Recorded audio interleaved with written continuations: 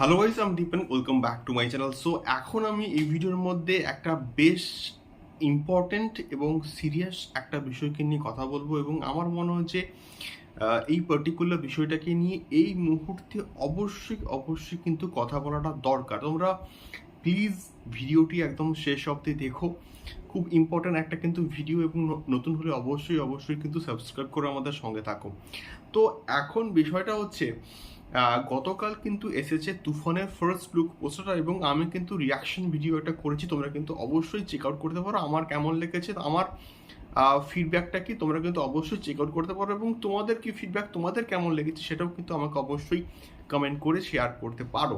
তো এখন বিষয়টা হচ্ছে, এই যে পোস্টারটা এসছে এটা কিন্তু একটা দুর্দান্ত পোস্টার হয়েছে, এবং এটা 90s দশকের কিন্তু একটা গ্যাংস্টার ড্রামা থ্রিলার অ্যাকশন জনারের কিন্তু ছবি হতে চলেছে, যেখানে আমরা শাকিব খানকে একজন গ্যাংস্টার হিসেবে কিন্তু দেখতে পাবো, এবং তার মুখে একটা সিগারেট আছে, এবং তার স্ক্রিন প্রেজেন্স, এবং সে একটা সোফাতে কিন্তু বসে আছে, এবং পাশে একটা বন্দুক রাখা আছে। তো সব মিলিয়ে পোস্টারটা প্রেজেন্টেশন কিন্তু দুর্দান্ত হয়েছে, এটাকে নিয়ে কোনো রকম কিন্তু ডাউট নেই বন্ধুরা।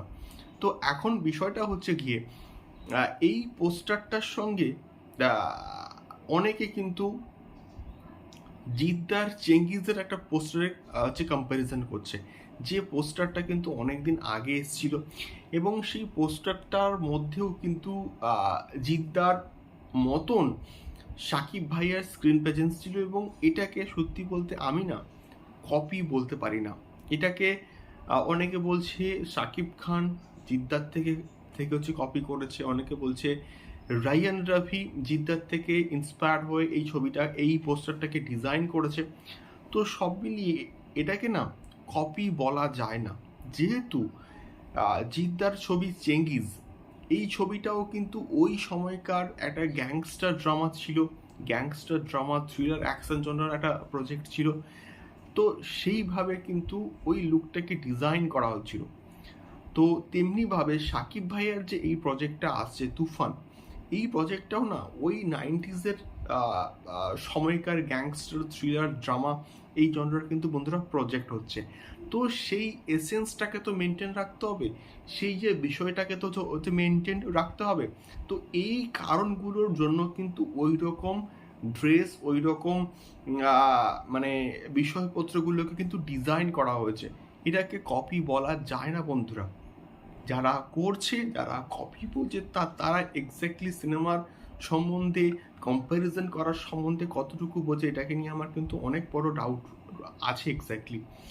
তো এটাকে আমি অ্যাটলিস্ট কপি বলতে পারি না, এবং অনেকে ইন্সপায়ার নিতে পারে, মানে অনেকে ইন্সপায়ার হয়ে কিন্তু ছবি করতে পারে, এবং ইন্সপায়ার সবাই নিতে পারে, বাট এটাকে কপি বলা কিন্তু এক্স্যাক্টলি যায় না।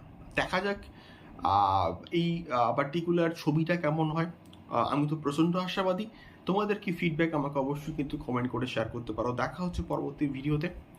টাটা।